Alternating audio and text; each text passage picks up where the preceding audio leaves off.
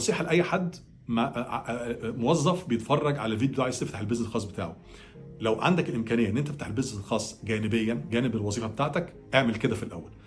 هيشيل من عليك الضغوط النفسيه بتاعه الماديات، الضغط المادي، ده اول حاجه. تاني حاجه كمان هيدي لك البراح ان انت تتحرك بسهوله، وان انت تفكر، وان انت تخطط بطريقه كويسه. وهيعرفك حاجات كتيره جدا عن نفسك كمان، اهم من كل شيء تاني. هيعرفك كتير، لا انا البيزنس ده ليا، انا الراجل، انا فعلا مبسوط بالحكايه دي، مش مبسوط، لا دي كانت غلطه. انت ممكن تختبر نفسك قبل ما يبقى الموضوع تو ليت، وقبل ما تستقيل والكلام ده كله.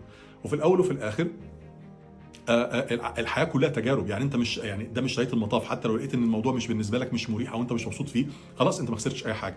بس خد بالك على الجانب الاخر ده سلاح ذو حدين. ليه؟ لان انت النهارده ممكن ده يخليك تريح، اللي هو مثلا الحاجه اللي انت ممكن تعملها في شهر تعملها في سنه. فخد بالك لو هتبتدي حاجه جانبيه ما تريحش فيها قوي قوي كده بالمنظر ده، بس يستحسن انت تبتديها